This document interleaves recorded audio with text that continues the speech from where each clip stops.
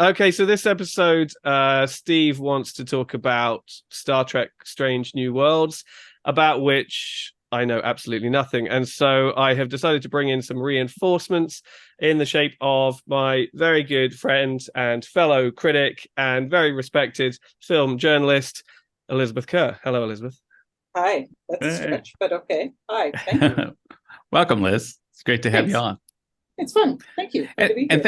thank you for backing me up on this, because obviously we've been doing this show for over almost 2 years now. And there are topics I've wanted to cover: Black Mirror, Star Trek, and I always get this wall of silence that comes up on James. Like I just have, you could just see this fog goes over Mhm. him. And then he goes, "You really need to talk to my friend Liz. You really need to talk to Liz." And so here you are. Liz Yeah. tries to do exactly the same thing with me, and I'm just like, uh-huh, uh-huh. But I've been right a couple times. I have said you should watch this A, B, and C drama, and I've been right. So, Mhm. a little Well, credit, this is it. please. Yeah, A as little credit, people, please. as I have mentioned, I don't watch a lot of TV, never have, and only in the streaming era have I kind of dipped a toe into it beyond literally things like The Wire, and that's about it.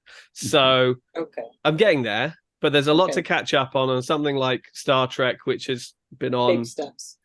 for like 50 years or whatever. It's too intimidating. It's like suddenly deciding to get into Bollywood or something like that. It's like there's just too much of it. It's just a tsunami, a relentless tsunami, and they Almost keep 60 bringing years. out, keep bringing out new ones as well. It's not just like, how about you just watch the original series? There's 3 seasons. Go do that, and then you're done. Fair, It's like they fair. just keep doing more, and so I'm just like, you know what? I am not going near it with yours. I have seen all the films, but that's enough for me. Tip of the So iceberg, baby. Tip of the iceberg. It, there you go. it is. And I have to say before we really get into it is I don't have any Saurian brandy or Romulan ale, but I do Oh, have this wonderful crafted gin that I brought back from my vacation from Surrey, just outside of London, and I have just a wee bit left. And I'm That's going my to stomping ground. is it? Well, southeast of England, yeah, yeah, not exactly Surrey, but I yes. would join you in a drink, but I just got hopped up on Raktajina, so I'm okay for a little while. Okay, Thanks. all good, all good. Okay. I mean, I may just wander off and get drunk while you guys are talking Star Trek at some point, but we'll Blood just wine. see. We'll see how this pans out. So, if I may be so bold, before I just wind you up and let you go, the show you're specifically wanting to talk about is, if I'm correct, season 2 of Star Trek Strange New Worlds. Yes. Yes. How, in a nutshell, how does that fit in to the canonical cycle, if you like, the overarching universe of Star Trek? Short version, it's a prequel to the original series. That's a pretty short Mhm. version. Okay. Yep. It's the few years, I guess, that lead up to Kirk taking over the Enterprise, because it's the original Enterprise as well. Oh wow. Okay. All right. And they're literally bringing the iconic character Christopher Pike to life and fleshing him out in a way we've never been able to see, because he was the original captain in the I know who original that pilot. is. Yes. Okay. You're giving me a look like your sound's off. For a second I'm Jeffrey thinking Hunter, the blue-eyed Jesus. that's right. That's right. Jesus played Christopher Pike. And there is some correlations. He's of all the captains that there are, he's probably the most Christ-like. Christ-like. Yeah. Yeah, I would agree with that. Yeah. I mean, he's the one who, he does the big sacrifice for everybody else and all that kind of thing. He saves his people and redeems them, blah, blah, blah. That's it. And you probably agree with me, Liz. This Captain Anson Mount playing Christopher Pike Good name, plays by the way. yeah plays well, he also is partnered with a young Spock and a young number one, and they made their debut in the second season of Star Trek Discovery. We were all enthralled when suddenly Discovery comes across the Enterprise, but it's not Captain Kirk, it's Christopher Pike. And they have this wonderful season 2, where Christopher Pike takes front and center. He's like the main guest star the whole season. And then at the end of season 2, the Enterprise goes off in one direction, the Discovery goes off in another direction. And I don't know how you felt, Liz, but I was like, I want to go with the Enterprise. Can I go with those guys? That's where I want to go. And apparently we were not the only ones who felt that way. Yeah. Well, it's easy enough to see why. I mean, I liked the first couple of seasons of Discovery. Now we're kind of getting into the weeds, James. Sorry, but I liked the first couple of seasons of Discovery. It's gotten a little bit righteous. Evidently, Michael Burnham is the only person in all of Starfleet who is competent to do any mission. It's always her. She's always got to be the one to save everything. I'm getting a little bit. It's a little bit exhausting, with the exception of Stacey Abrams at the end of last year, which was awesome. But it's getting a little bit exhausting, and the writers have been doing that. They've done this twice now. Discovery rolled in the original Enterprise. That got to be far more interesting, spun it off. And then Picard did it again. This is another story altogether. This is another show altogether. Picard, season 3, the last season, supposedly, did it as well. They brought in the Titan, this Liam Shaw captain, 7 of 9 as his number 1. And now everybody wants a spin-off of that one. They've brought this in and kind of, this is much more interesting over here. That's unlikely to happen. Because Shaw died. I was trying not to spoil, but yeah, exactly. For various reasons, Shaw is dead. But, it's Star Trek. There can be, we never saw a body, so we'll see about that. We only saw his little hologram, so. Can't they be regenerated or something like that? It probably could be. I mean, Picard was regenerated in season 2. Yeah, absolutely. So you can do anything in the 24th century, theoretically. Right? This is super high tech. So yeah, let's find a way to bring back Shaw. # Justice for Shaw. But so this is becoming a pattern in the new series anyway. Strange New Worlds, fight me, anybody out there, you can fight me on this, and I think might be the best of the new shows. Oh, hands down, it's the best of the new shows. Yeah. No, there's no, I mean, it's much better than Discovery. And Picard wobbles a bit. I'm not one of these polarizing Star Trek fans that just is like, oh, I hate Discovery or they've gone off the rails with Picard. I enjoy all Star Trek, I'm with you on that. But they're in the critiques of, say, Discovery and of Picard, there are certain criticisms that are probably justly leveled and need to be considered. There's criticisms of any sort of show like this that are justly leveled and should probably be considered. Sure. But it's the nature of the beast. You can't. When they were making in Next Gen and Next Gen and Deep Space Nine and the Voyager era, when they were cranking out 26 episodes a season, it's hard not to fuck it up somewhere along the way a little bit. So they're doing better than I could. That's why they're doing it and I'm not. So but the alchemy seems to have worked with Strange New World. They've got the right cast, a fantastic writers room, # pay your writers, an amazing writers room who, one, understands the material, understands the Star Trek universe, and have been pretty fearless in the way they've built the story of Strange New Worlds. I mean, I don't know, I can't think of another show that in its second season didn't feature its star in the first episode coming back from the last season. Well, that was what, where was Pike in episode 1? Where was Pike in kind of episode 1 to 3? I mean, he wasn't gone, but one of my criticisms the first 3 episodes, and it had nothing to do with the actual criticism of the episodes themselves, of which I loved. My only thought is, for me, the tent pole, the reason I wanted to go off with Enterprise and not Discovery was I had never seen a captain better than Anson Mount's Christopher Pike. I mean, the age-old the question of Picard versus Kirk, I said, oh, Picard or Kirk? It's Pike. For me, Pike is, across all the captains, that's the ship I want to be on. This guy is, and so to me, he needs to be the tent pole, and everything else flows down from that. If anything, the original series really made McCoy, that triumvirate of McCoy, Spock, and Kirk, the centerpiece, and then you had these wonderful characters, and arguably could have been fleshed out much better. And for the 60s, it was a different time period than where we're at now. But I think, having said all that, I thought then they brought Pike brought Pike front and center again, more towards into the season, and he took what I thought was his place as the captain and the central character. See, that's we disagree on this one. I liked the fact that the writers, the directors, and Anson Mount himself. I mean, he could have we could have heard all sorts of stories about him being a diva, and there's been silence from that. It takes a certain type of actor and the character that he's playing to be, and a writer's room to be generous with everybody else.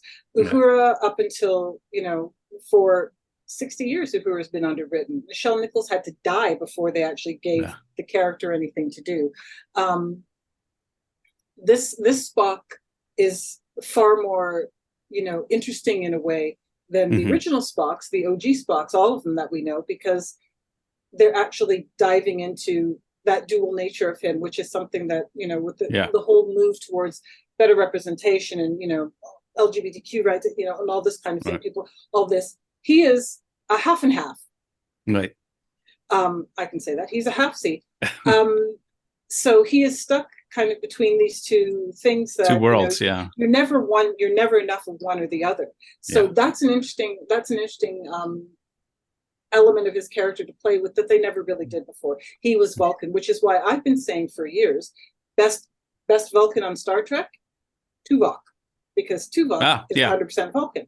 Spock is not. So I liked the pullback from Pike as the focal point, because Burnham is the focal point on Discovery, and now it's going to be too much Burnham. And I love Sinead Lauren Green, so it has nothing to do with that. So I disagree on that a little bit. I like the movie. Well, no, and I don't. Yeah, because when we got to episode 3, and we have Kirk and Noonien Singh on their romance episode, I'm thinking, and this is my tension. It was a brilliant episode, but it was episode 3, and again I was like, wow, Pike is really the side character. Are they going to going to Henry Cavill him into The Witcher? Basically he's just okay. We have to put the white male captain of the Enterprise, but we're really just going to put him in the corner somewhere and play with these other characters. And they didn't do that. And I would agree, they're fleshing out characters wonderfully. I'm starting to really enjoy Mbenga, the doctor. I love Mbenga. And the relationship with Nurse Chapel, which is I love the romance that's developing with Spock, but also the real camaraderie, platonic relationship that she has with Mbenga. And this show is doing for Star Trek relationships what I think fans have been begging for since these reboot series started. Probably, yeah. I would agree with that too. And so to my earlier point, sprinkling a little bit of Pike into these moments, I think makes Pike that much more effective, because he swoops in as the captain, acts like a captain, and you feel it more. Because there's just a little, and he gets his moments. I mean, I love him and Patel is the best. I fear for her, but him and Patel are great.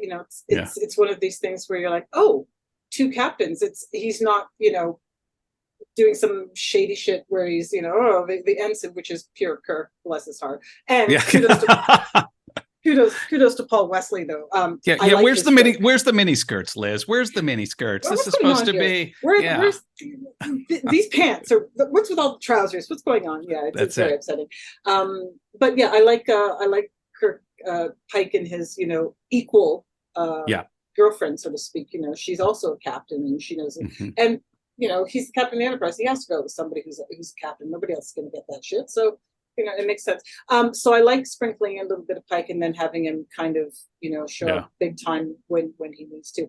The episode with Mbenga and Chapel and Klingon. Yeah. Oh, wow. Oh, the Klingon who comes in. Robert Wisdom from The Wire, by the way, James, Bunny Colvin. Just, little connection there for you. So before we get too deep into specific episodes, I'm a little confused here, because you said that this was like the early years of the Enterprise pre-Kirk. So you've got Uhura and other characters already there who will go on to be, crew members. But then legends. But then you say there's another captain. There's a Captain Patel. The word you're looking for. She's the captain of the Cayuga, a different ship. Of a different ship. Okay. Yeah. And then Kirk is also there. What is he, just like a lieutenant who then gets promoted, or what's going on? Kirk is currently the Spock, the number one, the first officer of the Farragut. So something nasty is going to happen to Pike, and he's going to take over. Yes. And do you think that that's where this is going to end? The Strange New World show? No, I don't think so. I don't think he's going to have the accident. Do you think he will?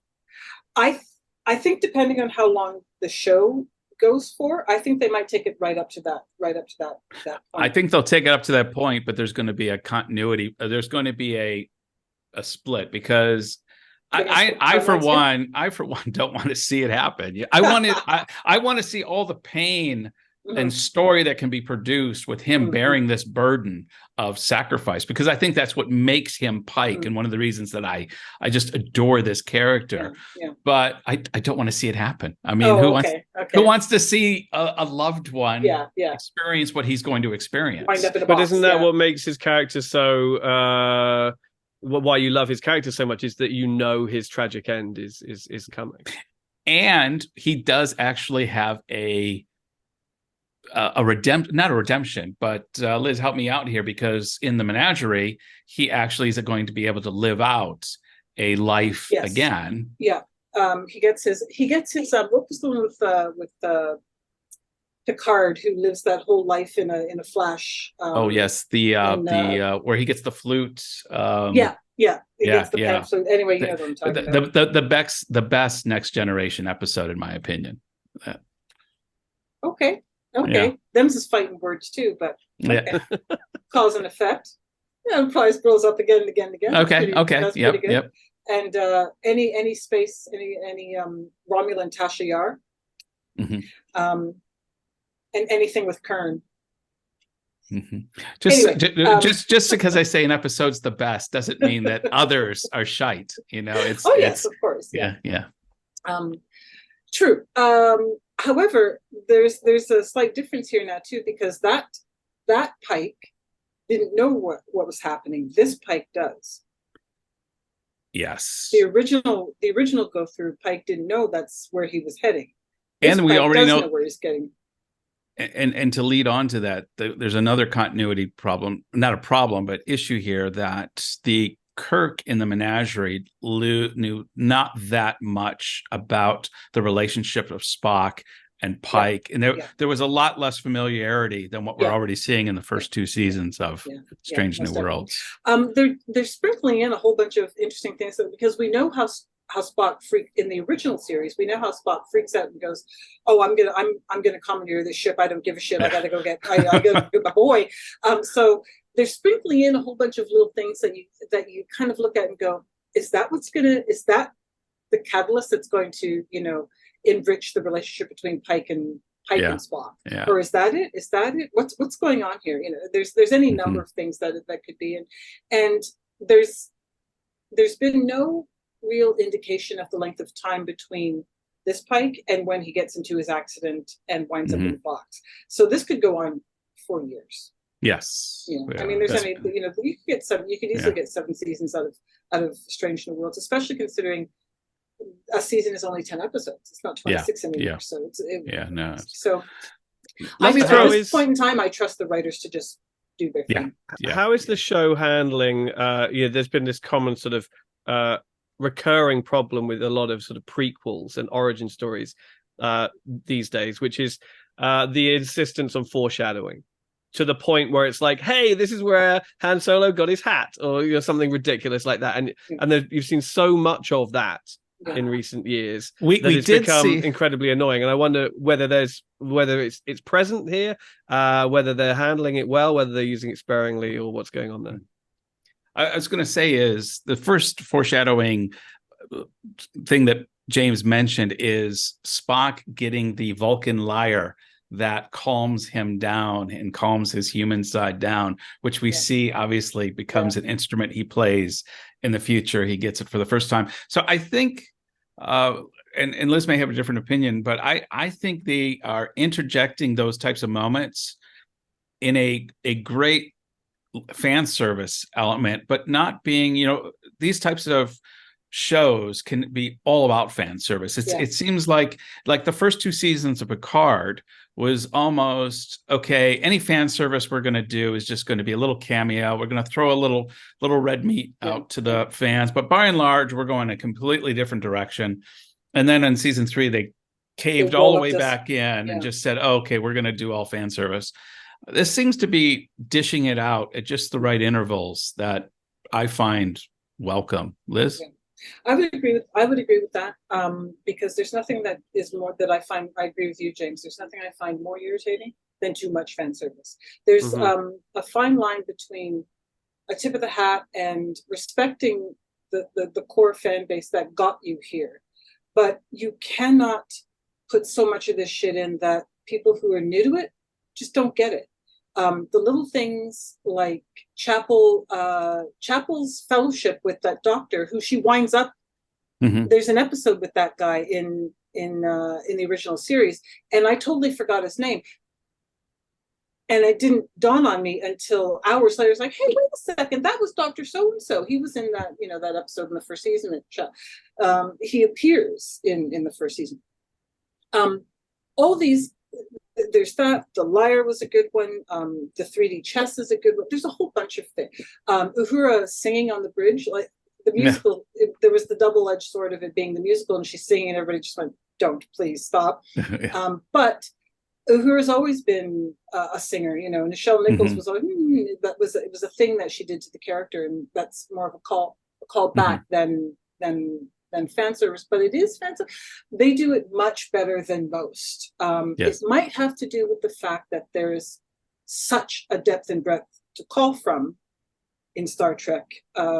It's a much older property, so it's got much more that you can cherry pick and not have it like. If you watch the episode and Spock gets the liar at the end and you don't know what that means, it doesn't mean anything. It doesn't detract from the rest of the story. It doesn't detract from the rest of that episode.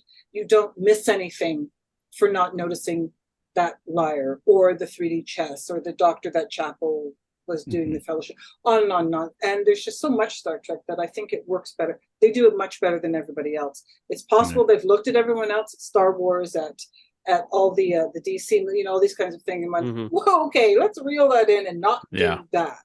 So they may be learning from other people's mistakes, and that's fine too.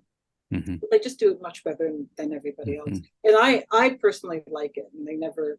I'd like a little more love Benjamin Sisko, seeing as that we're getting references to everybody else, but. Little love for Deep Space Nine, please. I mean, we've had some Cardassians and stuff, but anyway. But no, I think they're doing a fine job with it. Yeah.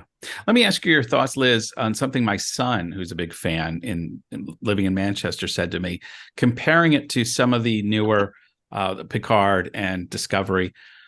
And we haven't really talked much about Lower Decks and Prodigy, but he said one of the reasons he loves Strange New Worlds is it gives us competency porn. He goes, it's porn for yes. And I just I'd never heard that term before, and now I just absolutely love it, because I realized that was one of my problems with Discovery, although I couldn't articulate it, was that Starfleet, what always made the Voyager, the Enterprise, Deep Space Nine was always, yes, they had their humanity and the flaws that go with humanity, but they always tended to be the best versions of what humanity could be. They were always the most competent. They were always the best. And Discovery kind of comes along and says, we're going to give all the competency to Michael Burnham, and everybody else is going to be kind of floundering again with hits and misses and dealing with more normal issues than what we're used to seeing in Starfleet. And for me, it's kind of nice to going back to a Enterprise with top-notch navigator, engineer, security. Everybody's just top of their game, even to the point of bringing Scotty in right in the last episode. Yeah, baby. Yeah. This is terrible. This is terrible TV or YouTube or whatever, because I agree. There's not going to be a screaming match here. This is very, very dull, and I'm sorry for your viewers. No, I agree. I always enjoyed Star Trek, and I like all sci-fi, where this happens, everybody goes, okay, we're doing this, this, and this, and knows how to solve the problem. They've been trained for this. You know, they've been living in space for years. How do you not know how to handle this, this, and this? Why do you not listen to your, the heads of your department who this is what they do? When Uhura comes in and says, this is what's happening. There's a life form in there. They're trying to communicate. She's your communications officer. Listen to her when she tells you about communications things. And he does. And then she says, destroy that thing. But La'an looks at the captain. Chain of command. It makes me tingle all over, and I just love that shit. And your son's right. It's competency porn. Everybody is good at their jobs. Not perfect, and they do ask for help. But it's a more rounded Starfleet than we've seen in a little while. And in Discovery, Michael Burnham seems to be the only one who knows how to do anything. She's got to do all the missions. Isn't she? Let this woman sleep. Yeah. How you holding up there, James? You doing all right? You ready just to jump about, in? Yeah, sort of glazing over something. No. It's actually been quite interesting. Just trying to sort of trying to follow it, and picking up breadcrumbs along the way of things that just like organically I have sort of heard. It's Star Trek. It's hard not to. It has saturated the zeitgeist for so long. Some of the older reference, particularly. One of the things, actually, you have thrown it to me, and so one of the things that I have heard a lot about this new show, and you'll have to correct me if this is actually not correct, is that within the confines of it being obviously Star Trek and a sort of an adventure space serial or whatever, that they have been jumping around a lot and experimenting with a lot of different genres and styles from episode to episode. Almost in a sort of Black Mirror-esque kind of way or something. It's like you don't really know from episode to episode how it's going to be presented to you. And I was curious as to, give me some more details. How have they been doing that? What have they been doing exactly? And to what degree has that been working or not? And is it really adding to the show, or is it just a gimmick? All right, you want to go? Okay. Go ahead. I don't think it's gimmicky at all. Now, there's plenty of people who are going to say, yeah, it's totally gimmicky. And Star Trek fans are very much like the other Star fans, Wars, in that they get set in their ways and they want this and they want that and they want Luke to be like this and they want this to be like that, and anything new, challenging, fresh, let's try something else, get shot down or called woke or some bullshit that I don't even want to get into. So when you have a franchise like Star Trek that is almost 60 years old now, it's getting closer to 60 now. 66 was the first year. We're closer to 2026 than 2016. So it's almost 60 years old now. How do you keep something like this interesting and engaging, especially when what we watch on TV, who's watching TV? There are people watching Strange New Worlds who weren't even I wasn't alive. I mean, I'm ancient, but I wasn't alive when Star Trek started. So, you've got a different audience that you have to engage. So why not? Hamilton made musicals cool again. Rom-coms got a little bit of a little bit of juice from, I don't know, tell me a rom-com that was popular recently. That. You know what I mean? All these things are there for the taking, so why not? It's got very much a Star Trek through line. The backbone, the core, the framework that everything is hung on is Star Trek. That's never going to change. And again, credit to the writers' room, who they understand the material. They understand the history and the lore of it. But hey, and I suppose it leans into the fact. I suppose it leans into the fact that from episode to episode, they are exploring strange new worlds. Exactly. And so, the experience is going to be different and unique from one planet to another. Yeah. So it's in the title. So help me out. So what have they specifically tried so far? And I'm assuming it's with the same characters, right? All the way through. Yeah. It is a coherent chronological kind of experience for them. Absolutely. So what have they done? I'm going to turn it. I'm going to turn it to Liz. I'm going to turn it to Liz just for a second. But I will say, Liz, I don't know if you're a Buffy fan, but when you saw the musical episode, did you immediately think, "Oh my gosh, they've got writers in the room that are Buffy fans"? Because Buffy did this 20 some years ago in almost the same storyline. Yeah. And that one was Once More with Feeling. Yeah. This one was Starship Rhapsody, I think. Starship Rhapsody. Subspace Rhapsody. Subspace Rhapsody. Subspace Rhapsody. Yeah. I'm cheating. I'm looking at the titles here on the IMDb. How dare you research information? It did remind me a little bit. I mean, I'm not a huge Buffy fan. I think I was a little bit outside the demographic when it started, so I kind of watched on and off. When I heard about the musical episode, of course I watched that one because I am a bit of a musical nerd. So anytime you tell me there's going to be a musical version of fill in the blank, oh, I'm there with bells on. Bring it. Okay. Hit me. I'm fine with it. So there was a specific Buffy shout out in that with the rabbit, with the bunny in I missed it. I didn't catch it. Mabenga, evidently Babs, and I cannot say his name. Olasanmakun. I wouldn't even try. I would just. I'm just going to embarrass myself. Actually, I think. Yeah.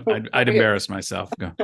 Evidently, I guess, judging from what he got to do in that episode, I guess he's not much of a singer, and he signed up to be an actor in Star Trek. And then they say, "Okay, we're going to do this musical thing," and he was probably horrified. So they got him. They got around him singing by simply saying in the meeting at the beginning, "No, I don't sing." And someone says, "Well, this could happen. This could happen. We could get turned into bunnies," which is a Buffy reference, I think, from that Once More with Feeling episode. And Babs is sitting there, and he goes, or Mabenga, and he goes, "I'd rather be a bunny," and then just kind of goes along. And I went, I think that's a Buffy shout out. They're kind of going, "Okay, you guys did this, so we're gonna shout out to you." It's hard to mix genre and musical, so I can see why they would want to. So that one worked pretty well. I liked Star Trek. So okay, so Broken Circle was let's see, that was the distress call from Spock. Oh, that was the action rescue genre. Yeah. Ad Astra per Aspera. The courtroom drama. Yeah. With the woman whose vagina eats people on American Gods. She was the lawyer. Was that her? That's her. That scene disturbed me so much when I saw that. The vagina eating? Yes. Yeah, it was pretty disturbing. She was great in this one. Tomorrow was the time travel / romance. Yeah, past before sunrise kind of thing, because there's so much of them just kind of wandering through the city. Wait, hold hometown. Hold that thought, Liz. Since we're in episode 3 there, where do you stand on the actor who plays Kirk? It's pretty polar. Yeah, we don't disagree on much. It's been very polarizing. James, I wanted you two to fight. In this community, people have been very polarized over the. Obviously, Kirk is such an endearing, legendary character. Yeah. Anybody who steps in the shoes of William Shatner is immediately going to feel the heat. And I think he's doing a great job. I think he's doing a great job. Yeah, I think he's a lot of fun. I was resistant to him when I heard about him being cast last year, the year before, simply because I didn't like the Vampire Diaries. No, never watched it. Not my kind of show. I watched a couple of episodes, maybe a season or something. I just went, okay, this is clearly, again, not for me. Yeah, I'm looking him up now. I don't think I've seen him in anything, actually. Yeah, he hasn't been in that much. I think he was in one other series. Something like, not Dawson's Creek, but something like that. Yeah. And he was very, the Vampire Diaries I found very feverish and dull and very teen, very YA, not my thing at all. Wasn't interested in the story, wasn't interested in the two brothers. So I guess I can see if you were 17, how it might be fun, or 14, maybe, I don't know. So I didn't have much faith in him in the casting based on that alone. So unfair, obviously. I think he's doing a great job as Kirk. Yeah, I think so too. And he arguably has the only person who could possibly have a harder job than him in this is Ethan Peck. because yeah, he's got to play another legendary character. He's Spock, right? Like there's only one Spock to so many people. But I liked Zachary Quinto's Spock as well. I thought he was a fine Spock, and I don't have a problem fucking around with the formula. So I'm the ideal Star Trek viewer for the producers of the show. I'm an infidel to Star Trek purists. So it's interesting when you're asking these questions about the casting, and I was wondering whether, in that regard, the new films have helped in a way, because they've almost kind of taken the pressure off. It's like all these roles have been recast once already. Yeah. So Chris Pine and Zachary Quinto and all that, they've kind of done it for good or ill. They've done the heavy lifting already once, and so another iteration is just like, okay, fine, whatever. It's like having a third Robin. It's like, by the time Tim Drake came in, it was like people are like, yeah, we're used to like killing the Robins we don't like and then getting another one. Exactly. So maybe it was slightly easier second time around, as far as recasting these iconic roles went. But I interrupted Liz on the genres though here. Oh, no, you can probably help me along. The next one was Among the Lotus Eaters. That was the that was the one where everybody's memories were getting wiped. Because of the weird force field around them. That would have been, I guess, that's kind of standard sci-fi. That one wasn't too bizarre. Charades or charades. With Vulcan, the Vulcan ritual with the family. And Spock has his Vulcan DNA pulled out of him, so he's 100% human. That's a combination of body swap and farce. That one was perfection. Spock losing his Vulcanness and laughing his guts out at things and getting really pissed off when people make a mess in the lunchroom and all that kind of thing. Mr. Kirk, pick up your mess. Fantastic. I like Ethan Peck too. I think he might be my favorite Spock. Like me. It's hard for me to. I mean, I really enjoy him, and I'm not gonna fight it out over Leonard Nimoy. I mean, to argue Leonard Nimoy over anybody, it's like you put them here and you just say. But I agree. Ethan Peck has done a fantastic job. I love this cast. I love the whole cast. To me, there's not a weak link in this cast where I'm thinking, oh gosh, do they have to center on this? I mean, they've taken Nurse Chapel, who was a F-list character, and brought her front and center. And she's just become such an integral part of this series. She's the one who benefits. She's one of surprise, surprise, the girls. Uhura and Chapel benefit the most from updating the 60s Enterprise cast. Chapel she was Nurse Chapel in the first Enterprise too, but pretty much all she did was stand there and go, yes, Dr. McCoy, no, Dr. McCoy, and then got all glassy-eyed when Spock came in. That was it. That was it. This Chapel, as she's smart, she has ambition, she's she does research, she's got this very specific branch of medicine that she's studying, all this kind of, and they've made her an actual character with actual things to do and things to think, and it really, really helps. And don't even start me on Uhura. The scene, I guess it was in season 1, where someone's asking her something, she says, "Oh, I speak 24 languages." Of course she does. She's of course she does. Why not? So all that stuff is just, and they get to wear trousers. So there you go. Lost in Translation. What was that one? That was the one with Uhura who can hear the. That was also. Oh yeah. That was a little more standard Star Trek. Yeah, that was one of the. If I had to say, I wouldn't say it's weak, but it was probably the one I liked the least of the whole season, quite possibly. I need to see it again, but I didn't think there was a bad episode. But if I had to rank them, if you forced me to rank them, that might have been yeah. It just didn't have. I think the best part of it was that it had the return of the engineer. That's right.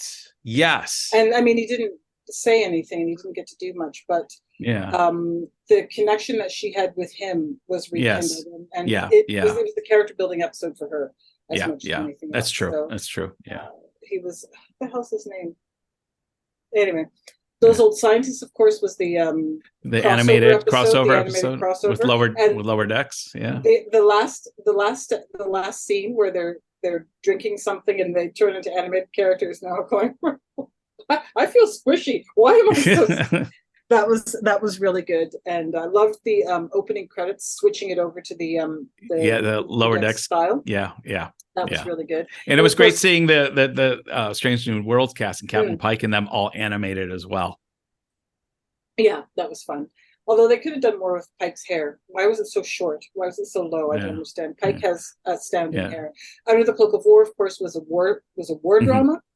Subspace Rhapsody musical, and then Hegemony, the last one, that's classic cliffhanger Star Trek. That was and a cliffhanger. And we know that because of the writer's strike, this is going to be a while before this. It could be 2025 before we see this again. Yeah. Okay, so I think now is the perfect time to pose the question: what do you want from Strange New Worlds going forward? Where do you think it should go? What do you want from it? Bearing in mind, as you say, we may never see more Strange New Worlds. But if we do, let's hope we do. Let's hope this all gets sorted out quickly enough, and that they do at least one more season of it. What do you want from it? What does it need before it just catches up with itself and then just becomes the original season? What does it need? I think one of the things I think that it needs, Liz, is what we talked about when we started this conversation, is we need to see the whole journey up to the menagerie or whatever is going to lead into, or whatever direction the writers take it. If for whatever reason that James has alluded to, that things stop short, this will never have accomplished its full potential. We need the full story, and we need the whole journey from beginning to end. And depending on how they decide to end this, I think this series has the best chance of inheriting that mantle of going on to feature films and becoming a legendary cast, as opposed to a beloved cast by Star Trek fans, aka Archer, Sisko, Janeway, and legendary status like Picard and Kirk.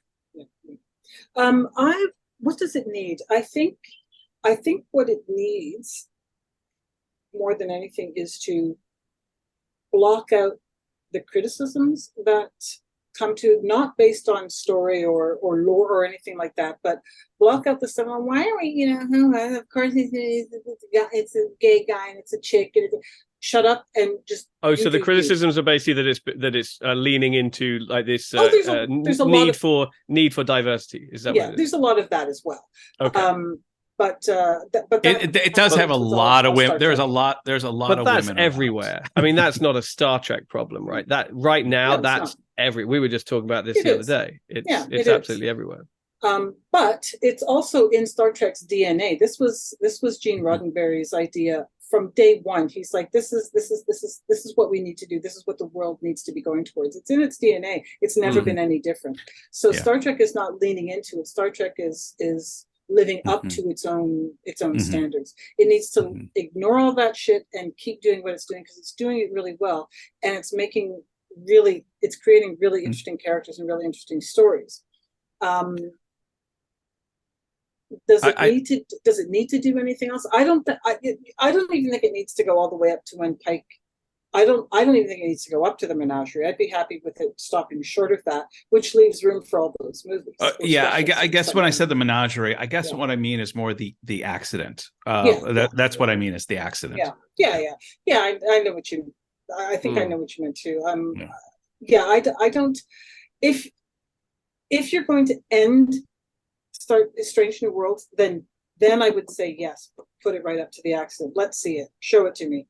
Hit me. Make me weep Francis Mount's hair. If not, leave it on that kind of fluffy, nebulous, unfixed kind of, as Kirk would say, that away.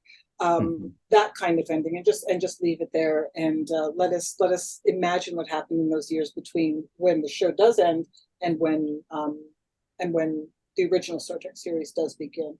I don't think it needs to do much. It needs to stay as adventurous and as ballsy. I would dare say the writers on this are ballsy. You don't start season 1 without your star. Oh yeah, you do. Okay, you don't. Especially, I was going to say, especially one as charismatic as Anson Mount is. Yeah. Yeah. I mean, when I grow up, I want to be Anson Mount. I got the hair. I can do the hair thing. Right. But yeah. I don't know how to break this to you. That ship may have sailed, I'm afraid to say. You think? Every time his name comes on the screen, I'm like, Anson Mount. It's Anson Mount. Yep. Ladies, am I right? It's ridiculous. He was like this in Hell on Wheels too. He was just as charming and kind of sexy, cool, and as he is in this. I follow him on Twitter.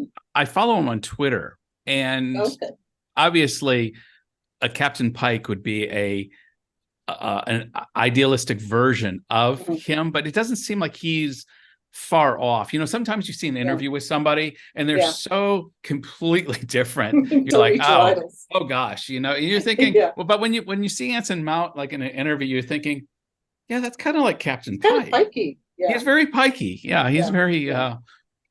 Two things I wanted to say on what you said previously. One, diversity. Obviously, that's realistic. You've got a white male captain of the Enterprise, which you had to do because of the character had already been cemented. So you need to diversify the crew out, which I totally get. James and I had just posted a video on diversity and representation. And I said, one of my problems I always have with the way diversity is done a lot these days is whenever they have particularly a female and they have to concoct a scene to demonstrate, not that this person is talented and top of their game all just naturally and it's already been accepted, but they have to create a scenario that seems disjointed to show that she's as good as the guys. And for me, that always kind of, if you have to show me she is, then I have to question whether she really is. And they haven't done this. They've assumed these people are all competent. They're all very individual too. They're all very, even in just 2 seasons, I feel like they're fleshed out characters. I concur with what you say. Ignore the criticisms. Just go, straight ahead. Warp Factor 1. Not to be too cliche. The second thing is you're talking about not being around when Star Trek started. I am as old as Star Trek. I always know exactly how long Star Trek has been on by my birthday. When it's celebrated, its 15th anniversary, its 20th, its 25th, its 40th, its 50th. Those were my birthdays. Star Trek premiered on September 8th, 1966, and Steve Hackman premiered on September 4th, 1966. Oh, he's older than Star Trek. 4 days older than Star Trek. Damn, is right. Well, I'm like that with Star Wars. I'm the exact same age as Star Wars. I think Star Wars came out about 2 months after I did. And so I always know where I am on the Star Wars timeline. How old is that franchise? I know how old that franchise is. Yeah, exactly.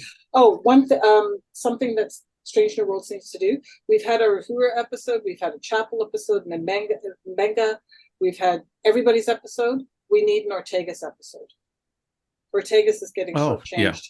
Yeah. The navigator, the pilot, the Chekhov. Oh no, she's the Sulu, I guess. She needs her own episode. She needs some more stuff. We might get it if she has to. No, she's been beamed up by the Gorn. Is she in the last episode? Yeah. Is she on the surface or is she on the bridge? I just saw it and I can't remember. Me too. I just watched it with my friend, and because Mabenga's on Mabenga and La'an are definitely on the ground. They didn't get beamed up. Anyway, what a cliffhanger. And I was going to say when we're talking about genres totally too, best of both worlds. The geopolitics that they're doing is also really good, and I think they are really able to communicate the horrors of war in a way that hasn't been done in previous Starfleet or Star Trek incarnations. You really get a feel like war is really bad. people are tortured and die in really miserable ways, and Starfleet will do whatever they can to not go to war, because in this last episode, they're willing to sacrifice a planet, a colony, in order to. And did you pick up the metaphor or analogy of the Ukrainian-Russia situation? I mean, I was trying to figure out if they were going there or not. I wondered, there was some. It wouldn't surprise me if it was there. I mean, it's the type of thing that I was watching the show. I was watching the story, so I wasn't paying attention to the allegories as much on first go, and I've only seen it the one time so far. So it wouldn't surprise me if it was there. Deep Space Nine, Star Trek has done this before. Deep Space Nine was the Balkans. That's true. Yeah. I mean, yes, it was Eastern Europe. The Balkan War. It was it was Croatia and Kosovo, and there was no way to pretend it wasn't. So no, and Star Trek VI: The Voyage Home was the end of the Cold War, and the Russian, Excuse me. Even I know that it was Star Trek 4 was The Voyage Home. 6 was Undiscovered Country. Undiscovered Country. Oh, sorry. Sorry. No, you're right. Voyage Home. Voyage Home was the whale. I win. 6 is the Undiscovered Country, the line from Shakespeare. So from which, from Who's Born No Traveller Returns, The Tempest. This is why we do it. This is why we do a team. This is why we're partners. We have to cover each other. I always get dates wrong. I get James to fill in my dates for me. Like, when was that? Okay, whenever. I know all the boring stuff. The 80s and the 90s is all the same to me now. I can't tell. I'm like, when was that? Help me out. Oh yeah, okay, that one. So that would be that's what I would say from Star Trek. More Ortegas, and keep on keeping on. I don't think it needs to change. I like the episodic nature, which I think is to its strength. Yeah, it's always been episodic, and it's always been best when it's kind of episodic with a little connection. But I was going to say they're doing a nice overall arc, and it's done really well. I'm just mindful, James, of the time. Yeah. Well, I didn't want to interrupt you, but at the same time, I did. I know, because I did, but I'm thinking, it's like, oh, God. I was like, you kids are playing so happily. I just wanna. I feel like I'm in the sandbox. I know. That's it. And this could go on. This could go on for ages. I mean, we could break down every single song in the musical one. Yeah. Let's not do that. But we won't. Yeah. So, and I do have to correct myself, foolishly undermining my own minor achievement, but that Shakespeare quote's from Hamlet, and I should have known that. It's not from The Tempest, like I said. I was going to say, I was pretty sure Christopher Plummer plays the Klingon who quotes it, and I was pretty sure he said, it's Hamlet. And of course, there was the whole meta thing of being Christopher Plummer and blah, blah, blah. Yeah. But it's... And you have to have heard Shakespeare in the original Klingon. Right. In the original Klingon. Which the funny thing is, the funny thing is that when I first saw that so many years ago, I thought it was just a comical line.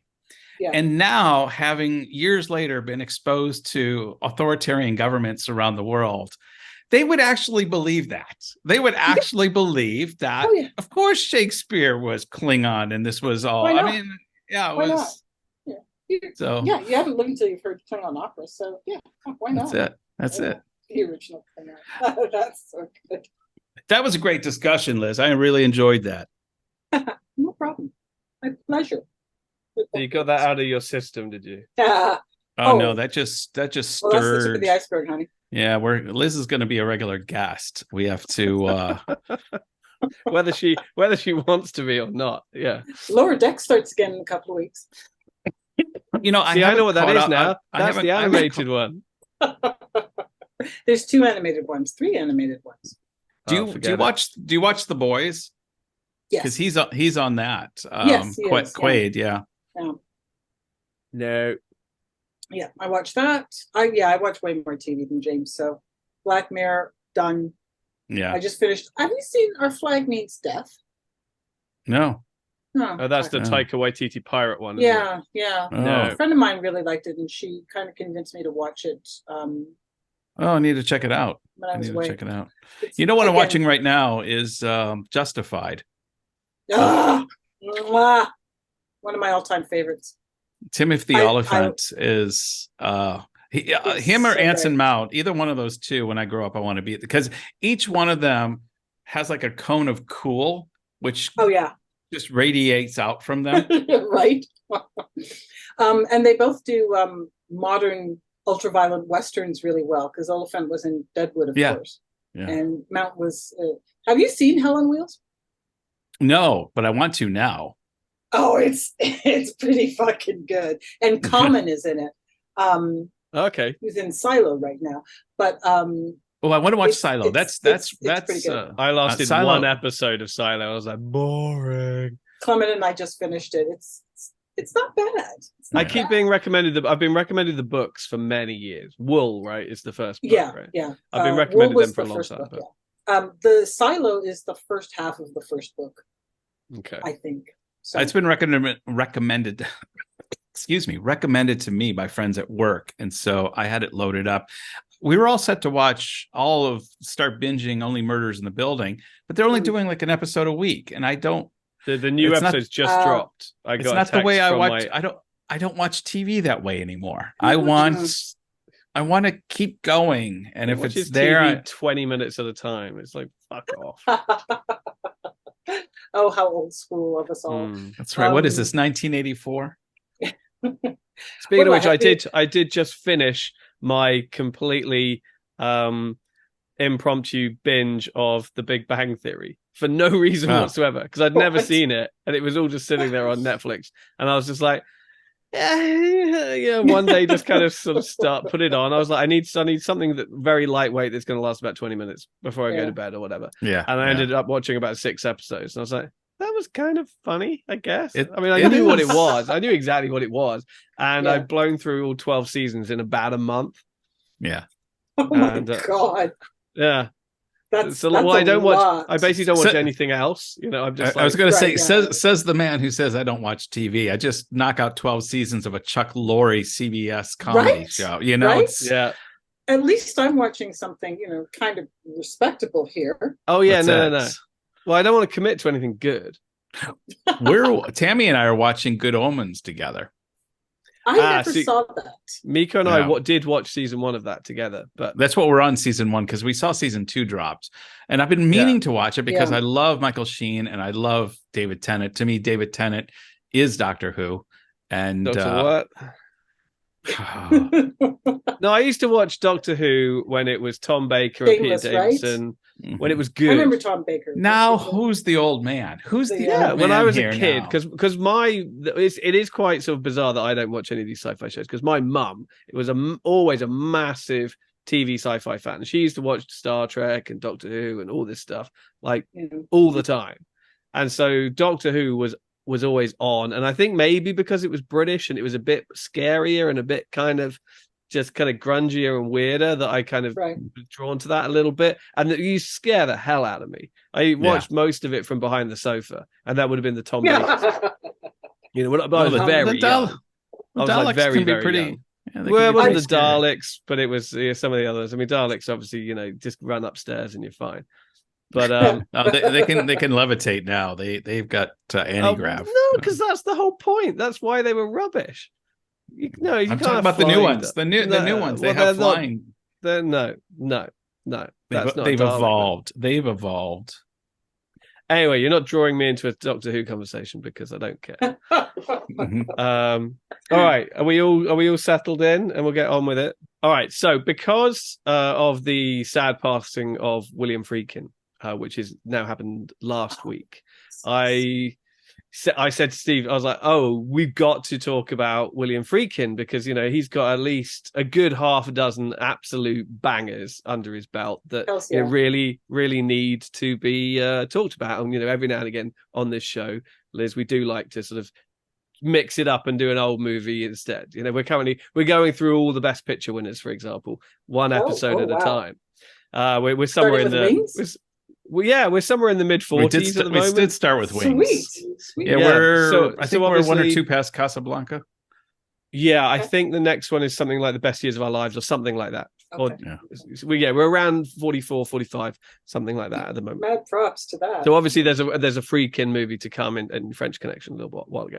So I was like, okay, well, we should talk about something like this. And Steve put his hands up and confessed to the fact that he had never seen The Exorcist. Which, incidentally, is celebrating its 50th anniversary this very year. This year, So, Steve, before we even get into the movie, which you have now seen, you're very welcome. I have now seen the director's cut. I have seen it. Okay, good. Why have you not seen The Exorcist before now? Most likely because of my born-again Christian, I hesitate to say fundamentalist in respect to a lot of great people with good intentions that I grew up with. But it was pretty much that world. And when Exorcist came out, when I would say in 73, I was too young. But as I got older, that dimension of spirituality was very real. And you didn't let that stuff into your house. If you let that stuff into your house, and everybody had a story of somebody who had let something in their house and shit had happened. And so there was a real fear. There's a real fear. And if I'm honest, I had that. I mean, there was a feeling like, I don't want to watch that. I don't want to open it up. Anything, I know it sounds crazy to people who haven't experienced that world, but when you're dealt that hand, that's the hand you play until you get out in the world and you see other hands. So the perception was not only that the film was like sort of a horror film, but that it was inherently evil, that the film itself was evil. Yeah, whether the film itself was inherently evil, but the devil and demons and possessions were very real. And by opening yourself up to these, that there was always a story. If you allow these things, it's almost like a vampire. You let it into your house, and then it can have its way with you in one way or another. But surely, without the devil, what use does God have? Well, just to get right to the heart of the matter. Yeah, that's it's like surely, I would have thought that some parts of these evangelical persuasions you kind of got to acknowledge and almost encourage belief in the existence of the enemy, if you like, in order to fuel your own agenda, for want of a better word. Well, you don't have to convert me now. I'm on your side. So, but no, I'm not even trying to persuade you one way. I'm just but talking it. You're through. Right. You're having watched it. I mean, there's elements that I think are very positive to religion. I didn't find it anti-Catholic. I didn't find it anti-religious. I'm just going into it as a movie critic now, and not with any. It's funny how much I didn't care about those elements that I just mentioned when I was actually watching it. Having said that, though, boy, there were some scenes that I thought, wow, for a 1973 audience would have just been, over the top. And when I subsequently kind of did my Wikipedia research on it, you find out that when it was released, people were, and now I vaguely remember these stories growing up of people throwing up and having to bring, plumbers in because things were backed up because so many people were getting sick in the theaters and passing out in the aisles and all stuff. I mean, it's a very intense film, absolutely, and you can understand why it's some people kept it at arm's length. For sure. I mean, I've seen it probably half a dozen times now, something like that. And I watched it again yesterday just to refresh it in my mind. And even now, there's like one or two sequences, and I'm just like, oh my God. I mean, the sequence that gets me every time is actually nothing to do with her spewing vomit or everybody. It's when she's in hospital and they put the insert test into her neck, and when they take that out and she has like the gusher, and because that's real. I mean, it's not. It's still a movie, but that is a very real. And I'm quite squeamish around sort of knives and needles and that kind of stuff. Surgery is in general are far more horrifying to me than a zombie movie or anything like that. And that moment where you just get the arterial spray, in such a there's no panic. It's such a kind of state of the what do I mean?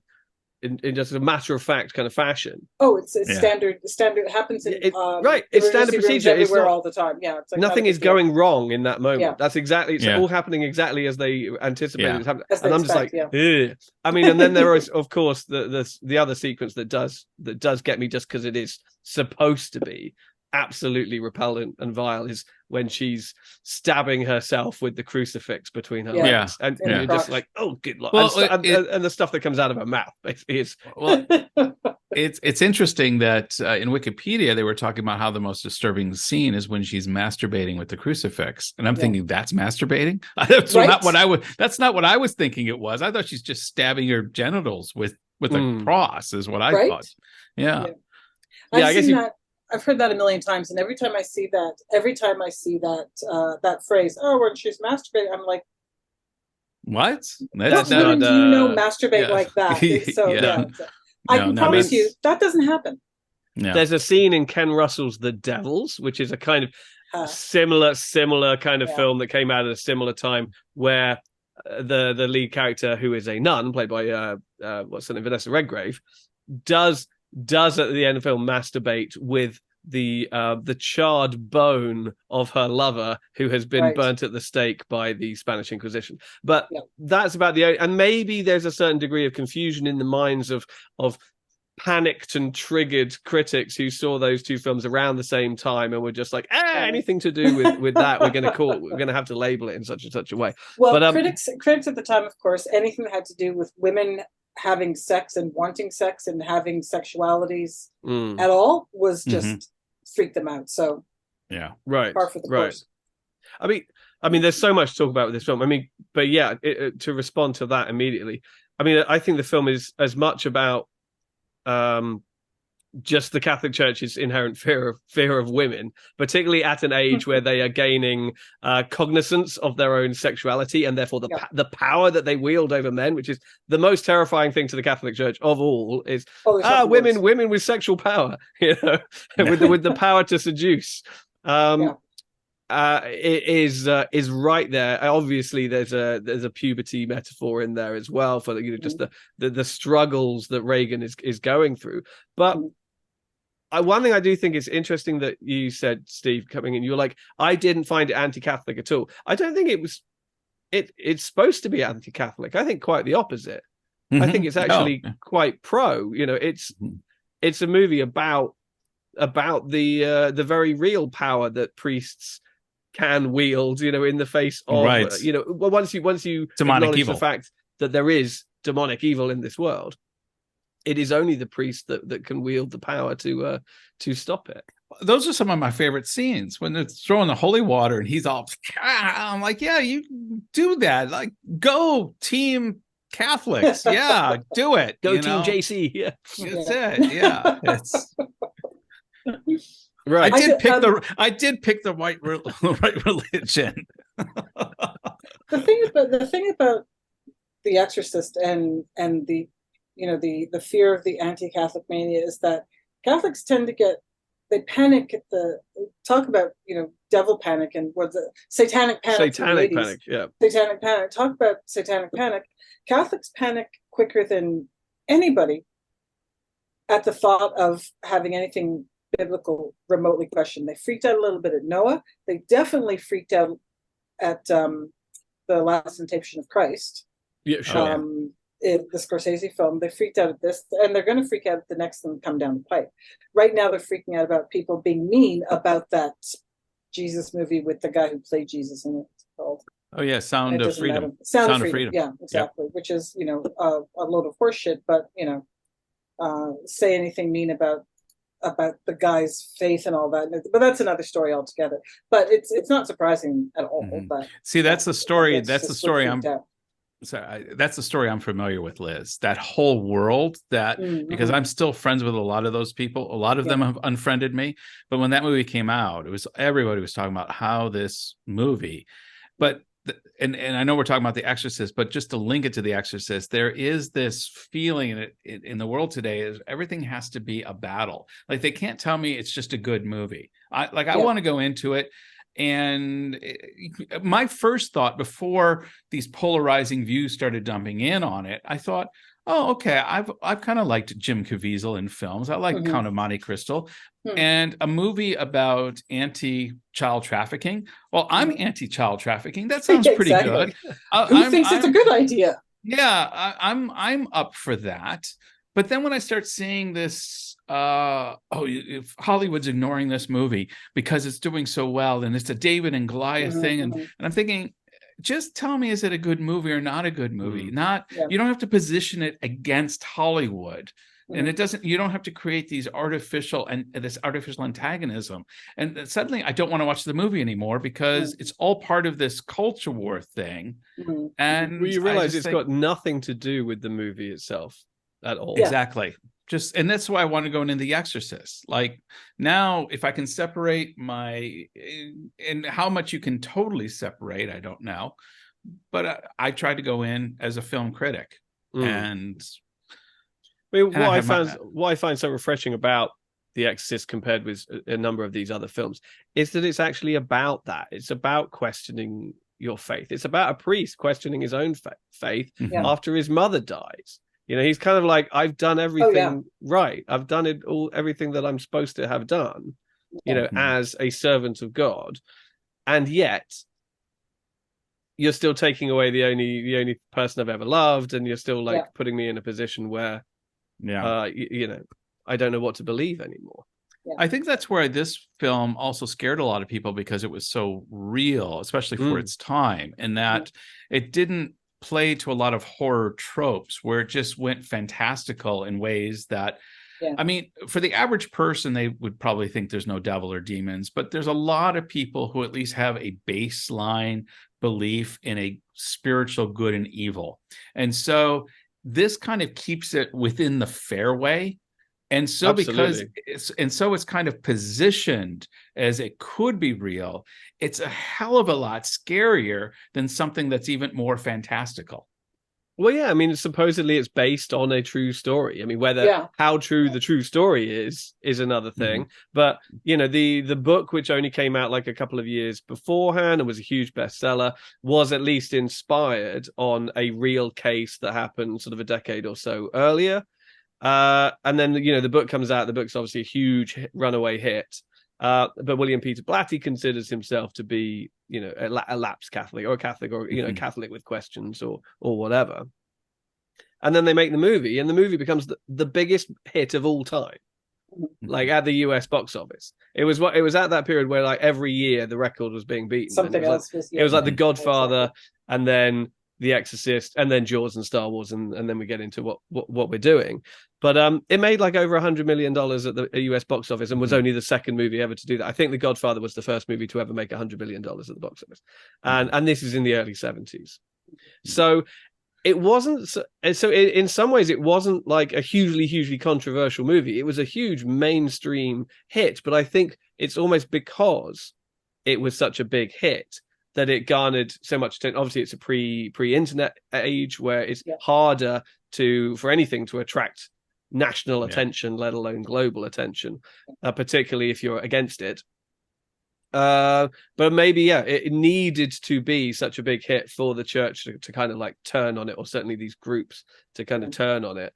And it even did sort of well at the Oscars. It got sort of a number of nominations for like Best Picture and things like that. Right. You know, some of which obviously is just because it's Friedkin's next movie after winning.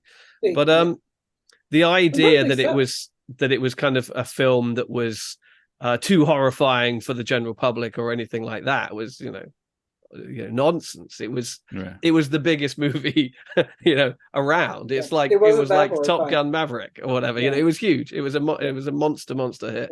It was the Barbie of its day. It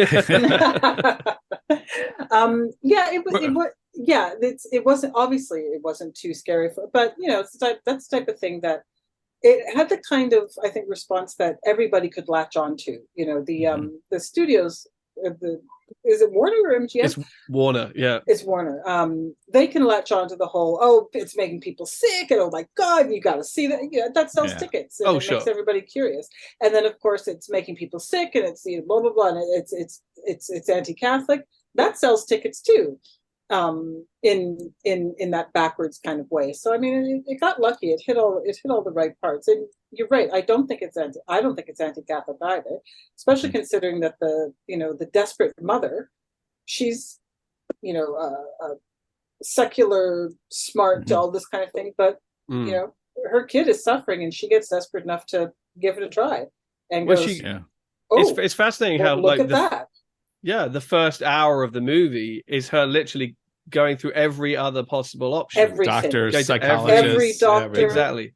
Every crazy, quack, you name it. She tried. And in the everything. end, it's them that convince her. They're like, "Have you thought of have you considered exorcism?" And she's like, "What? What? Yeah, exactly. I have my credibility to think because she's a movie star. She's a movie star. She's an actress in the movie, and she's like, I can't do one of these. And, I can't be seen doing this. Yeah, exactly. And I think that's one thing that I think, Steve, you touched on this, is that the film works so well because it's so downplayed, and everything that happens outside of that bedroom is so grounded in reality. It's so realistic. The movie's in no rush to tell its story whatsoever. No, it's very slow, even for the time. I think very slow and deliberately paced, and never really, the barometer never really spikes. It's just a slow atmospheric burn. No, and it's very focused. There's no trope where some leader of an ancient society that's been guarding the gate for 1,000 years comes and explains to the scientists why you have to know that it's the devil. It's very much confined to a Judeo-Christian understanding of how a spiritual dynamic works, and it's very much Christianity, Catholic Christianity versus a demonic force, and them going toe to toe with one another. And I think that's what actually makes it successful. It's very focused, it's very honed, and you use the word, it's very grounded.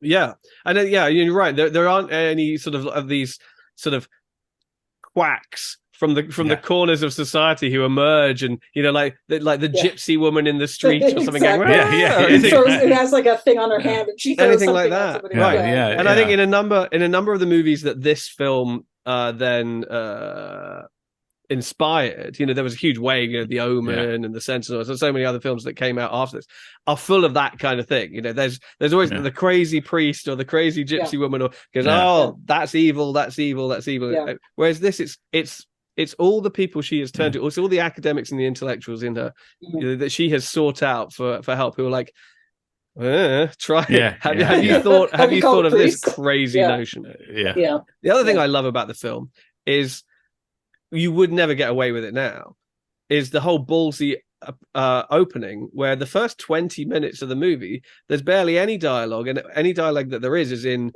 Arabic. Yeah, and it all takes place in the Iraqi desert. In the desert, and you're like, what the hell? Am I watching the right movie? What the hell is going on? I mean, now that's become a trope unto itself, and now every movie like that has to have, this is the origins. This is where they dug it up. Yeah, exactly. The ancient desert, desert people. But this was like the first time that had happened, and it almost gives it a kind of Indiana Jones style kind of notion that like this is ancient, whatever this evil is. It's not exactly biblical, but it's from the kind of holy land. It's from an ancient civilization, and it is inherently evil. Now, what he dug up there, though, that's not what was in the house later, was it? No. It's not, but it's what but you see it. Isn't it the shadow guy in the window? He kind of does that. There's a moment when she goes up on the bed like that, and then it appears as like a rear screen projection. There's like and see, that was my only problem with the pacing at the beginning. Was a modern film, and maybe this is a 50-year-old movie, and a lot of times when you see older films, sometimes the pacing is a little different than a 21st century audience is willing to be patient for. But it was kind of long without any real payoff, other than just kind of foreshadowing this spiritual battle that was going to take place. But it was a long foreshadowing with I thought very minimal payoff. I like that. I totally agree with you. But that's what I like. I mean, I love 70s movies anyway. You know, that's the decade that I turned to for inspiration as a burgeoning young sort of film fan. You know, the 80s were just movies I watched as a kid, but the 70s was like, oh no, I want to be challenged. I want to watch stuff of substance. And those movies are all like that.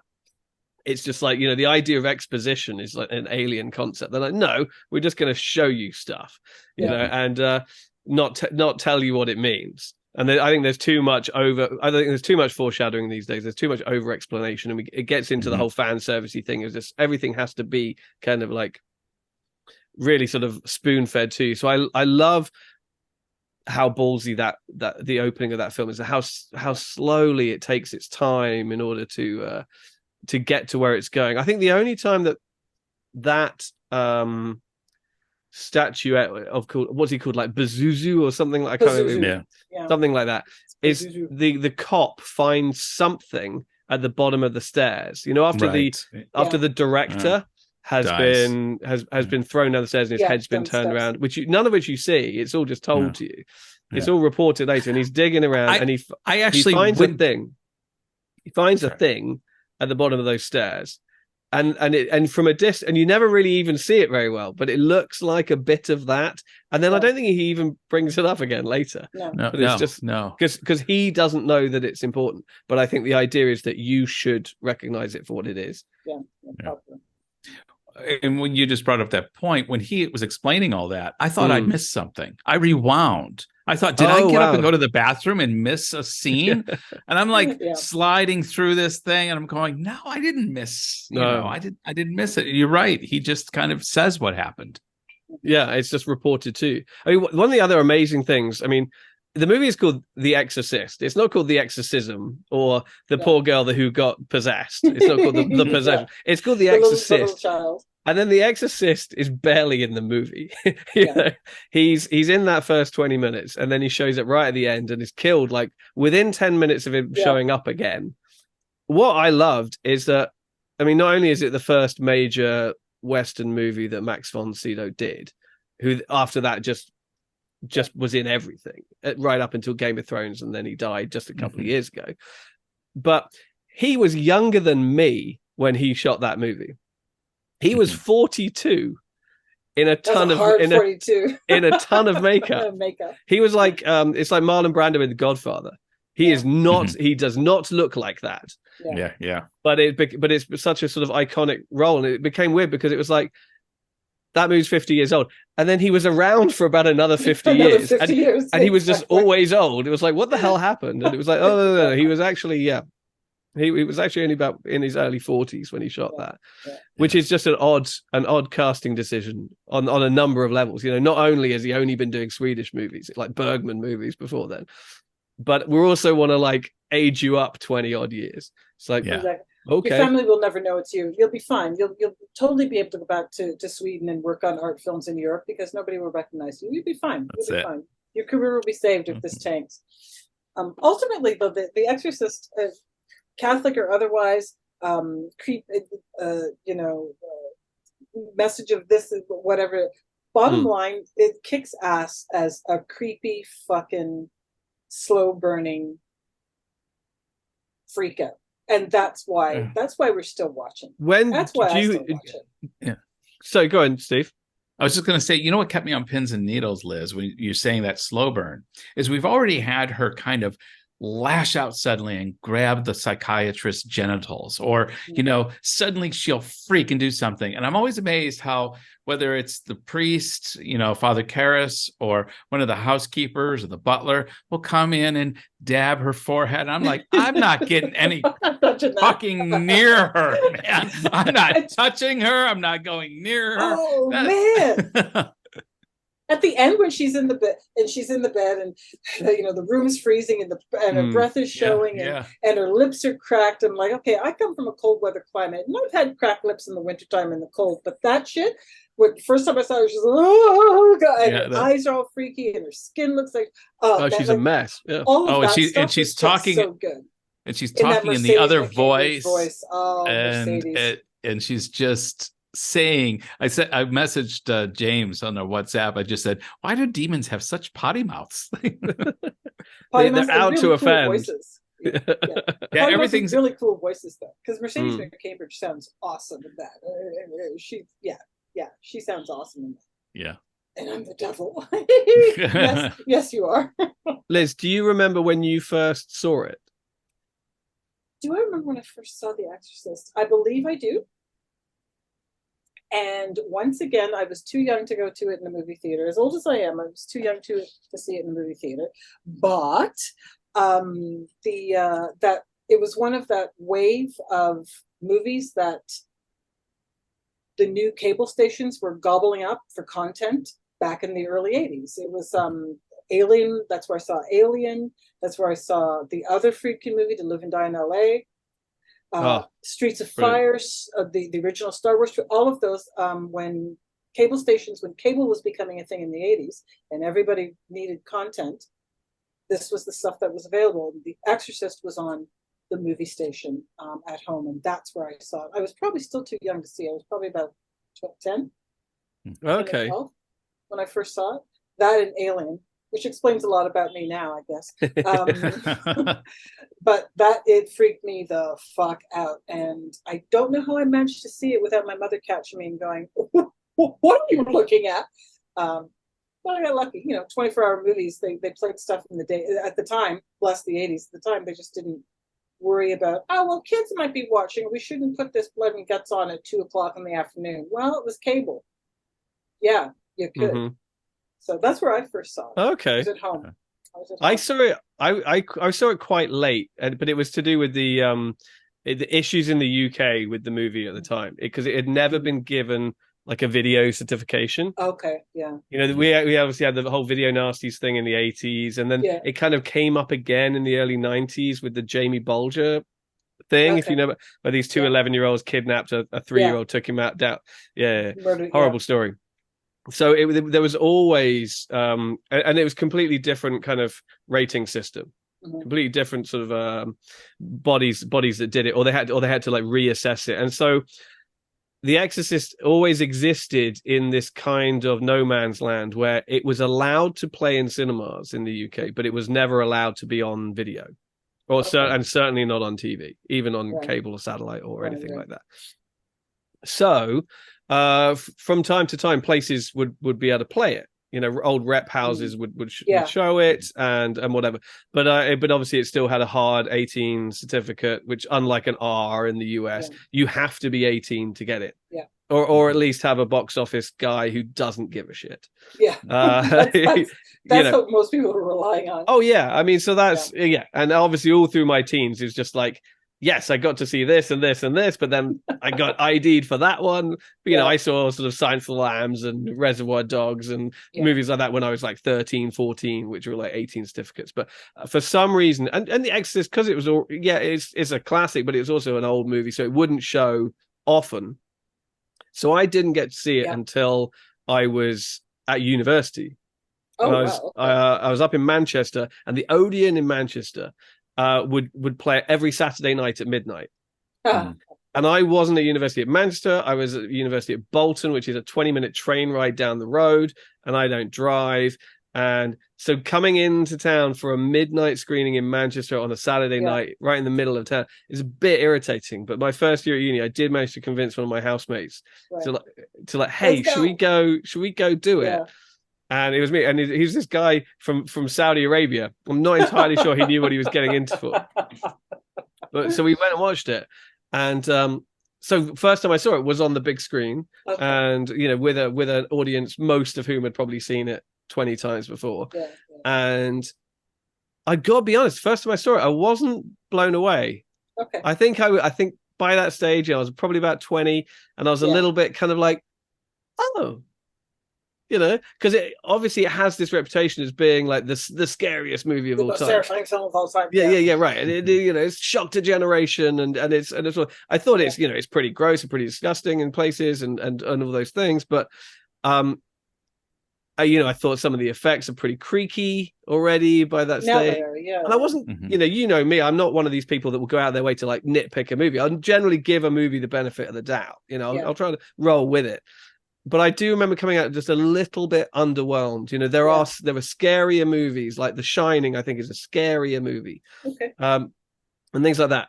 And it's only really in repeat viewings that I've actually sort of come to appreciate it more and more and more each time, to the point where now, I completely agree. It's a masterpiece. Every time they approach that bedroom, I would get a shudder. Like, don't go in there. Don't go in there. Just that's don't. Perfect. You know, just don't go in there. But you're a parent as well. So was there any of that dynamic? Oh, my 12-year-old. Like, I started watching it on. You didn't watch my big screen. No. And I was watching it with my buddy that was coming over. He was going to watch Strange New Worlds with me. And so I said, well, I got to watch The Exorcist. He's like, oh, you don't want to watch that. And I'm going to watch it. And so Tammy's making pancakes and he's in the other. And, you know, for the first third of the movie, the first third of the movie, I'm watching it there. And then as I could see where it was going, I had to retreat later in the day into the back room and a laptop. And Ethan came in and goes, oh, Pops, what are you watching? I'm watching that movie, The Exorcist. He goes, I want to be an exorcist one day. I go, no, you don't. Okay. And you're not watching this. Absolutely. You know, the funny thing is, because The Exorcist is such an iconic movie and it has been parodied, and, you know, The Simpsons, everybody has done The Exorcist. There are certain scenes I knew were coming, even though I'd never seen them. Yeah. And so when the vomit projectile came, all the scenes that I was prepping myself for, that those were going to be my shock scenes, ended up not being. And then the things like the voice, like the head spinning, didn't really freak me out. It was the voice that freaked me out. It was going up to the stairs and just seeing the breath when they would open the door. That sent the shudders into me. Oh, and if you watch the director's cut, you got the spider walk bit. Oh, yes. And you know that's not in the theatrical cut. And in Wikipedia, why it said that William Friedkin pulled that was he thought it revealed too much too soon, and that's why he pulled that. But I was going to say, the projectile vomiting, I've seen a lot of vomit over the years. That just looked like green paste. You know, I was thinking it was pea soup, I think. Yeah, I think it was pea soup. You're right, now that you say that. Yeah. And I thought, oh, that's not vomit. So it ended up not actually being as disgusting for me or shocked as I thought I was going to be. It's very like that. Go ahead. Go ahead. That's okay. No, I was just going to say that all the cold breath and stuff. Apparently, you know, the room was a separate set that they had on hydraulics to have the whole room moving around, and they had it all sealed off, and they kept it down at like sort of 12 degrees or something like that, so that all the breath is real, and it was actually that bloody cold inside there. I believe it. Well, to hear Linda Blair talk about the misery of shooting it, it's not surprising. It's not surprising at all. So, it's just, oddly enough, as much as I've always liked that, right off the bat, I liked The Exorcist, but I saw it when I was a kid, so of course it scared the Jesus out of me. Scared the bejesus or the Pazuzu out of me. I have never seen it on the big screen because I had that cable in the house. There's a million movies from the 70s, the early 80s, the late 60s that were in that initial burst of content for cable movie stations like HBO and stuff. And there's a ton of things that I've never actually seen on the big screen. James, you gave me a ticket years ago to 2001: A Space Odyssey here. It was playing someplace. I can't remember what happened. You couldn't go, and you're like, do you want to see Space Odyssey? I'm like, you know what? I've never seen that on the big screen. I'll see that is. Yeah, I would love to see that on the big screen. I've never seen it on the big screen. I've seen that on the big screen, I think 3 times. Yeah, it's like, you know, you offered me a ticket, and I was first. I went, Jesus Christ, I've never seen that, and it's only the most, you know, one of the most influential science fiction films ever made. It's the greatest movie ever made. What the hell? Why haven't I seen this on the big screen? So, and The Exorcist is like that too. I've never seen The Exorcist on the big screen. I would love to see The Exorcist on the big screen with a crowd that is, you know, into it. It's also a crowd would be fun. Yeah, that is very much a crowd movie. It's for sure. I mean, it has such a fan base. I mean, I think I actually saw. Do you remember the Leslie Nielsen post Naked Gun movie Repossessed, which also had Linda Blair in it? Yeah. Yes. I think I saw that before I saw The Exorcist. And it's like watching Hot Shots before you've seen Top Gun. I mean, it doesn't make any sense. No. But what I was going to say is, just as a bit of trivia, because why not, is that in 2010 when I was in the US, and it's the one and only time I've been to DC, I was like, well, while I'm here, and I was there for a few days, I was like, well, I'm here, I've got to go to Georgetown. I've got to go across the bridge to Georgetown. So I did wander over to Georgetown. I did go to the steps, which are exactly as they look like today. And at the top of the steps, the house is right there. Mm-hmm. It looks slightly different. I think it's been remodeled slightly since 73, or actually might be the other way around. I think maybe Friedkin built an extra bit onto it. So it doesn't look exactly the same, but it's still right there, and the window is right there, and the steps are right there. But the funny thing is that if you turn around and look the other way across the street, from opposite the house, the Georgetown, like the university campus, is like right there. Yeah. So it's super busy all day long with just college kids going everywhere. And it took me about an hour to get a photo of the steps with nobody on it, because it's where all the kids go to work out, because it is like 100 odd steps, and so there's always somebody like in their bloody jeggings, running up and down those steps just for the cardio. And I'm like, can you just? And they're like, we have to do this every day. Just get out of all your bloody tourists' way. So I did that. So I did do the pilgrimage and go there and see it and see the steps and whatever. And as I was walking back, I passed, I think it was like a Borders, like a bookshop or something. So I went in, and in the Borders, I bought a copy of the Blu-ray.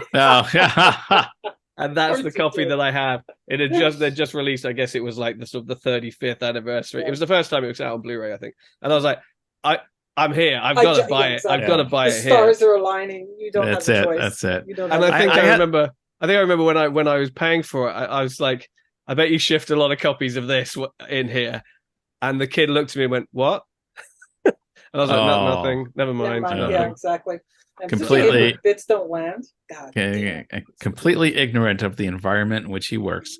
Exactly. We had the same issue when we were trying to get a photo of Gabriel and I crossing the crosswalk in front of Abbey Road. It's will these cars just stop and let us get a picture? Come on. Well, you know what? To break the hearts of tourists and Beatles fans all over the world, that's not in the same place anymore. Because my older sister lives right around the corner from there. Really? Yeah, and it's moved like 100 yards from where it was on the cover of Abbey Road. It's not the same. The zebra crossing. It's not the same. Yeah. I knew that the zebra crossing is not completely the same, but it's still Abbey Road. It's still right there. Abbey Road's still right there, and but that's another one where pretty much every day you'll go around, there'll be people doing that. Take your photos. A lot of Japanese tourists like to do that. They're big John Lennon fans. We did it. So. I understand Parisians now, stuff like that. So, well, James, I think we need to land this plane.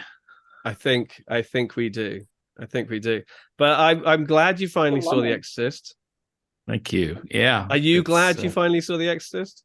Absolutely. There's a number of films since we've started this where I should have seen it because of my love of films, and for whatever odd reason over the years, Citizen Kane. Liz, I'd never seen Citizen Kane. Oh yeah. There's just these little pockets that I've missed over the years, probably because I was watching Tom Berenger and Rustler's Rhapsody for the fourth time. There's just so much out there, and so many of these things, so many things deserve a viewing for whatever reason. And there's only so many hours in the day. So exactly. I've got a huge. We all have a list of things. Oh, I never have seen that. So yeah. And that's one of the big reasons why I never committed to TV, because I was just like, I could watch like 10 movies in the same time you watch a season of TV. True. But I don't, but I should. Strange New Worlds. Yeah, there's something about an ongoing storyline that's just that just fleshes out characters, and certainly these days. I think TV can do so much. TV can do so much these days. I heard too many horror stories of like big shows that then never paid off. Yeah. That I was just kind of like, you know what? I mean, like the first two seasons of so many shows, like, oh, they're amazing, and then it just falls apart. Yeah. Oh yeah. I mean, that Absolutely. happens. That's one of the most frustrating things when that happens. Just going, Mhm. really? Jesus Christ! What? I came all this way for this? So Mhm. Yeah. I understand. I understand you, but yeah, I've gotten much I'm more not gonna- brutal with the age of streaming. I've gotten much more brutal. I just Tune stopped out. watching. Yep. Yeah. Sometimes out. I'll go through continued watching just to see, and then like 10 down, I'll think, oh yeah, I remember that show. Yeah. Mhm. I've applied my 25% rule to TV the same way I apply to books. No matter how long it is, if I'm not into it by 25%, so 100-page book, if I'm not into it by page 25, goodbye. Yeah. 8-episode series, if I'm not into it after 2, see ya. Yeah. 10 episodes, okay, so it's 2.5. Yeah. If I start to wander at Mhm. in episode 3, it's like not worth it. Had we discussed, or have you watched Mrs. Davis? Yes. Okay. I finished it a couple weeks ago. Yeah. Yes. Yeah. I like her, and I enjoyed Mrs. Davis. I think it's over. I don't know if there's going to be a second season. No, I think it's not going to be a second season. In fact, I think they might screw it up if they did a second season. That was just exactly. No, it was a perfect. I loved that show. That was just. In fact, I'm looking forward to in about 8 months to a year sitting down and rewatching it once I've kind of put some of it out. But, it was a lot of fun. There were some very funny bits. So I'm getting moved. I was just going to say I'm getting movement in the house. I think people have been very kind and not letting me record uninterrupted. But you should have a word with Tammy. I got my wife to move out. That's dedication. There you go. She's like, fine. Is this far enough? A little bit far. Fine, I'll go to Shanghai. Yeah. Okay, that works. But so we'll stop talking TV now. We'll stop talking TV. Yeah. All right, but we'll do it again. If you can bear this again, we'll have you back. Sure. Let me know when you need something. You know where I am. I'm not going to Shanghai, and I don't live in the same house. No. And you help sort of realign our diversity quota as well, because no one wants to 2 in 1. Yeah, no one wants to listen to 2 old white men talking anymore. Anymore. What's happened? What has happened? What's wrong with the world? I said what we did is we gave people the choice. We never used to give people the choice. And I said, James, we're both cisgendered, so one of us has to make the change. So I think it should be you. Nah. Well, I don't know. We'll see. Let me see how I feel. Yeah. Let me see how I feel in a couple of years. Wait till you see Anson Mountains in Strange New Worlds. I've been looking at his hair while you've been prattling then we'll talk. No, he's got spectacular hair. That is quite some hair. You should see him with his cowboy hat, full beard, and duster. Oh. What's that show called? Hell on Wheels. Hell on Wheels. I need to check that out. Hell on Wheels. Who's baby? I like that he's got the green casual uniform from the original series. Yeah. I love the fact you've that stopped. You've stopped this conversation. Okay. I love the fact that he's always cooking. He's always cooking. He's perfection. Perfection. Yeah. How did they get a cabin? I'm having a heart attack. How do they get a cabin that big on a starship, though? He's got a monstrous. It's not just him. Every time one of those officers go into that's what we keep saying. Well, we know. How big are the staterooms on this ship? Because he's still the white guy, at the end of the day. Right. He gets a big room. Only white males have been captain of the Enterprise. And until they should have a spin-off show called Only White Males in the Building. And only white males in space. That's right. Well, they wouldn't have to change much. For next time, perhaps we can debate our favorite captain. I stand for Janeway. Who? Janeway. That's love Voyager. Janeway. Yeah. So which was the one with Michelle Yeoh? They remember they made a big deal about Michelle Yeoh coming on to something. That's Discovery. Yeah. No, yeah. Michelle, my favorite, best captain, Catherine Janeway. I would put her at pretty high. I put her. I have to go. Ooh, I really like her, and I'm not going to. She wouldn't be my favorite, but I'll be There's honest. Conflict, James. Liz. Conflict. Finally. No, Liz. What I'll say is, when they announced, understand she became a female captain like in 91. Like this is caveat 90, maybe 94. Come on, maybe 94. No, I was going to say, and it was 30 years ago. And, you know, I'm from a different age. And so that was a concept for me to have that female captain. She was the one who made it totally possible for me. Like after a season of that, I was like, I would serve on her ship. She's amazing. Is that a euphemism? Well, no, it wasn't a youth. No, that was absolutely. I'd serve on your ship anytime. It was totally clean. And you know what I mentioned earlier about having to concoct that she's like as good as any male Starfleet captain. She never had to prove herself. She was amazing. Like I couldn't Michelle say she was my Rodriguez. favorite, but I would put her like in the top 3. And that's I'd So put who's her number even one? above. I'd put Pike first, Kirk second, Janeway third, Picard fourth. Right now, Pike and Janeway are neck and neck for me. Kirk and Picard are not top 3. Next is Cisco. The hard thing is when you rate like this, it makes it sound like you don't like these people as you get towards the end. Exactly, and that's why I don't like doing this, because I don't want to confer that I don't like Cisco. And I do. Who's Cisco from? Deep Space Nine. Is that Cole Meany? He's the black captain, bald guy, goatee. And actually he got really good when he shaved his hair off. He was fine the first couple of seasons, then they shaved his hair off and all of a sudden he was kick ass. Pike, Janeway, Cisco are my top 3. I'm not sure which order. Close behind, actually, Jeffrey Archer. Again, I like Archer too, Jeffrey you know. Archer. And T'Pol, when you talked about Tuvok being the ultimate Vulcan, I love T'Pol. T'Pol is good. T'Pol is good. Yeah. Geez. James is blazing over again. You know what? Yeah. We're gonna keep this. Let's hold this I for have next no time. idea. We'll have to leave this for about. part 2, because Strange, what's it called? Lower Decks is coming back, so we could always, revisit after Lower Decks. Sounds like a plan. Sounds like a plan. You ought to be in pictures. Oh, what a hit you would be. Your voice